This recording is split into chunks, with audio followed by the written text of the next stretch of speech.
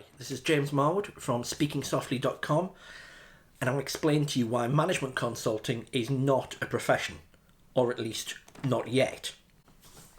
So this is my first video.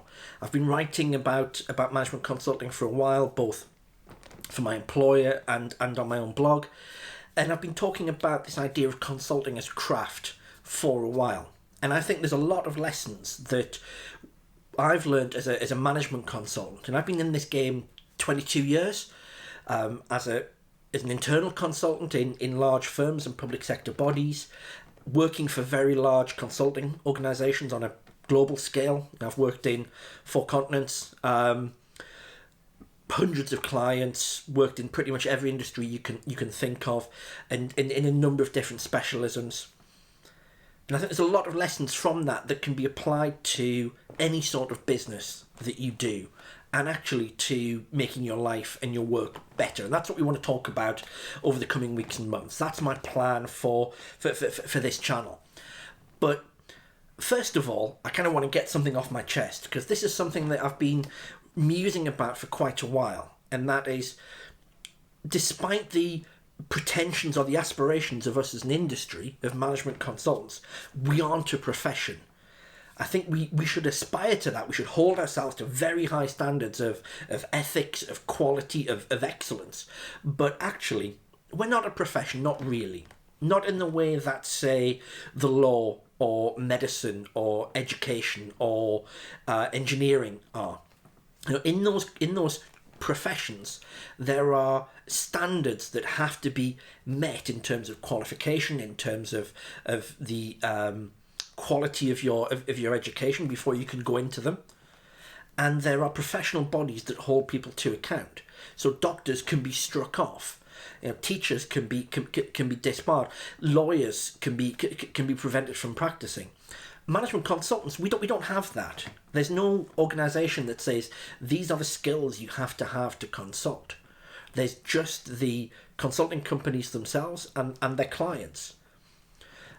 There are chartered statuses there is a chartered award for management consulting. You can become a chartered management consultant. That's very, very new. I think there's only the 3rd, 4th cohort or something going on at the moment as we speak, so March 21. And it's something to aspire to. It's something I'm working towards. But there are, unlike in medicine or law or education, there's nobody who says this is what you've got to be able to do. There's no set body of knowledge that is backed by standards in the same way. But we should be professional. We absolutely have to hold ourselves to really high standards. And to me, there's a better route to exemplify that and to get to that. And that is through craft. That is the consideration that what we do is a craft.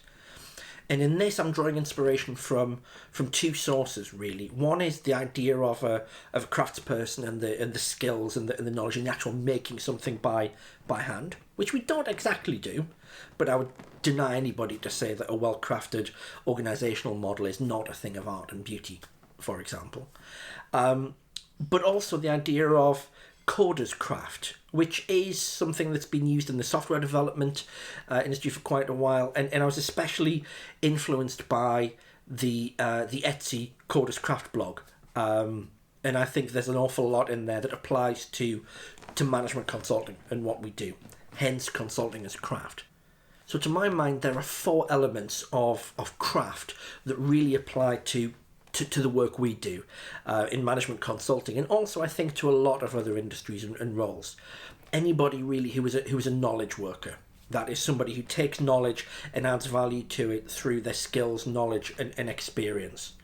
Software development, writing, graphic design, anything like that, where you're adding value to your work, adding value to information through your brain power and your knowledge, is knowledge work. The term was defined by Peter Drucker, one of the great management thinkers. Hopefully you've heard of him, but if not, it's someone I'll be talking about in incoming videos. And also really clearly defined by Merlin Mann as people who work indoors, have soft hands, and choose when they take lunch. So the first of those criteria is really about excellence and quality. The better work we do, the more value we add, the more we can charge for our work, and the more value we give for customers. And there's a win-win relationship there, which are really focused very much on quality, and that is something that craft strives towards, that continual improvement in quality and excellence. Your ability to do that as a management consultant, as any kind of knowledge worker, really determines the value you can add, which means the salary you'll command or the rates you can charge, and also how useful you are to your customers, which ultimately means how much you'll work and how often. There's also in craft this idea of a progression of skill and of mastery of the tools and knowledge and elements of your chosen craft. If you think about sort of the traditional craft route of apprentice to journeyman to master, there's a similar progression, I think, within consultancy and within the sort of work that we do. And the thing that really highlights your progression through that and drives your progression up the career ladder, up the salary scale, up the responsibility scale, being able to deal with more complex, more interesting, more challenging and more fulfilling problems, are about your ability to master your tools. And those can be simple software, desktop-based tools, productivity stuff. How good are you at writing a presentation, for example? But also, how good are you at delivering that presentation? And how good are you at communicating and understanding concepts and communicating those simply to clients? How good are you at breaking down challenges? How good are you at managing a complex systemic change to an organization? And how good are you doing that in a complex, regulated environment? And how good in a fluid, fast-moving, startup-type environment? These are all critical skills for management consultants, and probably, I think, apply a lot to the work that lots of people do. And that's where some of my future videos on the channel will be going. But ultimately, what we're aiming at is mastery of our skills and the knowledge base of our mastery of our domain. There's also, I think, something unique around consulting in those knowledge work type fields, which is that it really lends itself to being learnt in an apprentice setting or something similar to an apprenticeship. Now, I was really fortunate early in my career. I had two very strong, excellent mentors who really taught me and taught me an awful lot of what I know now and the skills that I now build on. And one of those was very much like an apprentice relationship. You know, I carried a few bags, I made a few cups of tea, I took a lot of notes in meetings. But I also spent a lot of time with a senior manager, followed him around, learned from him, had him explain to me what he was doing, had him critique what I did on a daily basis in a really supportive and engaging relationship. I had the formal training as well, and that classroom stuff went on at the same time. But I learned so much from that apprenticeship. And that's what I'm trying to do with the young consultants who I work with and who I am responsible for supporting and nurturing. I don't think there's any substitute for that on-the-job practice under the eye of a more experienced consultant. And that's what we try and do at my firm, and I think that's what a lot more companies in the industry should be doing. We should be really taking a leaf out of that apprenticeship block and using that to build the skills and excellence in the craft of our consultants. And the final point is really it's where craft, I think, separates itself from other types of work. You know, the concept of craft really came out of the 19th century British arts and crafts movement, and it was a deliberate stepping away from the factory post-industrial revolution way of working, and it was about creating a much more fulfilling and enhanced relationship with the thing that you were making and with the customer that you were serving and the skills that you had. And that's where I think consulting and considering consulting as a craft can be really useful. Good work in consulting, you know, is fulfilling and rewarding, well above the salary and the financial rewards. You know, we get paid pretty well. There's no denying that, but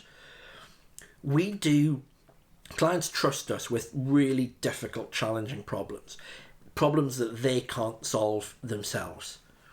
We take those problems on, and when we're doing our job properly, we solve those in a way that enhances the client's organisation. The work that we do in the public sector, for example, it's things that are better for citizens. We make that better. We make the client's organisation better, and we reward and fulfil ourselves in the same way. There's nothing more intellectually rewarding and elevating than taking on a difficult, complex challenge, solving it, and seeing the benefits for that for people, whether that's customers, citizens, civil servants, employees, however that shakes out. That is an intensely rewarding experience. It's what I love about this job, and I do love it. So I've probably gone on a bit too long there. First video, a little bit of nerves, but that's, if you like, part of my thesis, is that consulting knowledge work should be considered a craft. And if we approach it like craftspeople, if we approach it with that same mindset, we do better work and we are more fulfilled by it. And that's really the name of the game. Doing good work, being happy with that work, enjoying what we do, feeling proud of what we do. That's what gets me out of bed in the morning, and it's what I want for the people who work for me. There is one more feature where I think what we do can take something from the idea of craft. And that is that the craft people generally sign their work. You know, they say, I'm proud of this, I put my name to it, it's mine. Now, I often don't get to do that because of the confidential nature of some of the work I do, whether that's for the private sector, the public sector. Often what I do can't be made public. And so this channel, the blog I write, some of the things I do, are sort of part of the way to going towards me signing my work and saying, this is what I'm proud of and this is what I believe in. Hopefully that'll add some value for you. If you think so, do subscribe. I know this is my first video, but there will be more. By all means, go over to speakingsoftly.com. Look at the handful of articles I've got up there. There's a link there also to my newsletter, or you can track me down on Twitter or elsewhere. If you agree with me, if you disagree with me, let me know. If you are a consultant for another organisation and you think I'm bang off the mark, by all means, let me know and we can talk about it. Also, if you are in an industry other than consulting, especially if you've been a customer of consulting firms, I'd also be really interested in what you think. So, do get in touch, do give me a shout, and enjoy the rest of your day. Bye-bye.